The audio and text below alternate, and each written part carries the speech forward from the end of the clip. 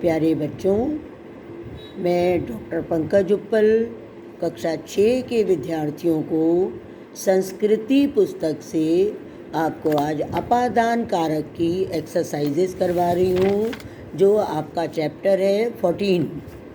Chapter 14 अपादान कारक पंचमी विभक्ति, जिसके रूप चलते हैं अश्वात, अश्वाभ्याम, अश्वेभ्य, और स्त्रीलिंग में चलते हैं लताया, लताभ्याम, लताभ्या। इसके हिंदी हम आपको बता चुके हैं। अब हम इसकी आज एक्सरसाइजेज बताएंगे, तो आप ध्यान से देखो और अपनी अपनी बुक्स में टिक करते जाओ। पहली एक्सरसाइज है, इसमें आपको आम या ना लिखना है। आम मीन्स खाने वाला आम नहीं, आम मीन्स संस्कृत में होता है हाँ, न मीन्स नहीं। तो पहला है वृक्षात फलानी पतंती, ये राइट है कि रॉन्ग है? तो आम। फिर सैनिकौ अश्वेन पतता, अश्वेन पतता अश्व से नहीं, ये रॉन्ग है, इसके आगे हम न लिखेंगे। फिर लतायै पुष्पाणि पतंती, तो लताएं स्त्रीलिंग है, इसमें भी ये न आएगा। नेक्स्ट है बालिकाः विद्यालयात् गृहम् आगच्छन्ति, ये पूरा सेंटेंस ठीक है, तो इसको हम आम लिखेंगे। और मेघेन जलम पतति, मेघेन जलम पतति नहीं आता है, मेघात जलम पतति, बादलों से जल गिरता है। पंचमी विभक्ति में हमने आपको बताया था कि जब कोई वस्तु किसी से पृथक होती है, वहाँ पर पंचमी विभक्ति लगाते हैं।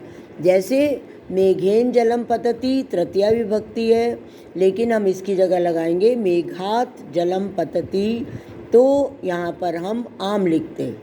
लेकिन यहाँ लिखा है मेघेन जलम पतति, तो यहाँ पर हम न लिख रहे हैं। ओके। फिर नेक्स्ट है शुद्ध पद पर सही का चिन्ह लगाइए। तो फर्स्ट वन है पुष्पाणि पतंती, तो फूल कहाँ से गिरते हैं? लतायाः, बहुत सारे फूल गिर रहे हैं तो ज़्यादा लताओं से गिरेंगे, बहुवचन लगाएंगे लतायाः पुष्पाणि पतंती। डैश विद्यालयम गृहम गच्छामि, तो गच्छामि के साथ गच्छामि उत्तम पुरुष एक वचन है, तो उत्तम पुरुष एक वचन में अहम शब्द आता है, तो यहाँ पर हम इसमें अहम लगाएंगे। थर्ड वन है आपणात पुस्तकानि आनयावा, आनयावा उत्तम पुरुष द्विवचन का शब्द है, और इधर अहम आवाम वयम, आवाम भी उत्तम पुरुष द्विवचन का शब्द है, तो आवाम इज़ द राइट वन। फिर चौरेभ्या अस्मान रक्षन्ति, चोरों से हमारी रक्षा कौन करते हैं? रक्षकः, बहुत सारे रक्षक हमारी चोरों से रक्षा करते हैं। नेक्स्ट है पत्राणि पतंती, पत्राणि पतंती किससे पत्ते गिरते हैं? वृक्षात, पत्राणि पतंती, इसमें वृक्षात को राइट करेंगे हम। नेक्स्ट हमारा है आपणात शाकानि आनयति, दुकान से सब्जी लाती है कौन? अम्बा, माता, अम्बा इज़ द आंसर। फिर डैश कुतः आगच्छसि, तो कुतः आगच्छसि मध्यम पुरुष एक वचन का है, तो हम उसमें लगाएंगे त्वम, त्वम भी मध्यम पुरुष एक वचन का करता है।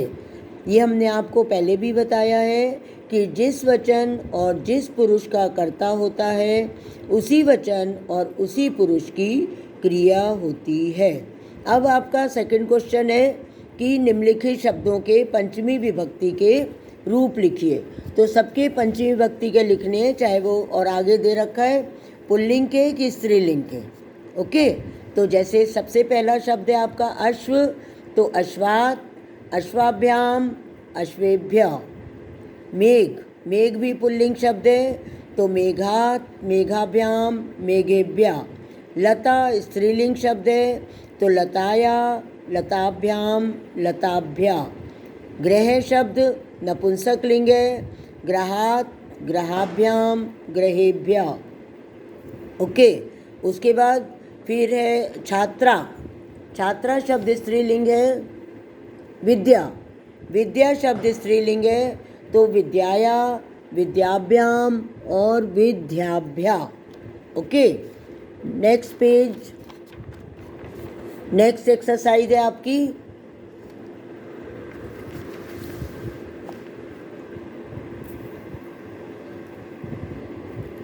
Next exercise. अब आपका है हिंदी के शब्द दे रखे हैं, उनकी संस्कृत के शब्दों पर टिक करना है। विद्या के बिना, विद्याया बिना, कहाँ से, कुता, घर से, गृहात। ओके, फिर चोरों से, चौरेभ्या, लताओं से, लताभ्या। ओके, फिर वाक्यों को शुद्ध करना है, तो मेघेन जलम पतति, मेघेभ्या जलम पतति। गृहेण बहि वृक्षा अस्ति, गृहात् बहि वृक्षा अस्ति।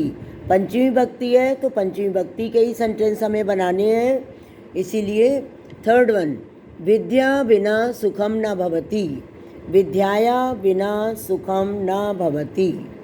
फोर्थ वन, अश्वेन सैनिका पतति, अश्वात् सैनिका पतति। फिर अहम विद्यालयम गृहम आगच्छामि, तो अहम विद्यालयात् गृहम आगच्छामि। ओके, नेक्स्ट, छात्राः कलमात् लिखन्ति, छात्रा कलमेभ्य लिखन्ति। अहम पुस्तकानि पुस्तकालयं गच्छामि, अहम पुस्तकात् पुस्तकालयं गच्छामि। ओके, तो यहाँ पर हम लोग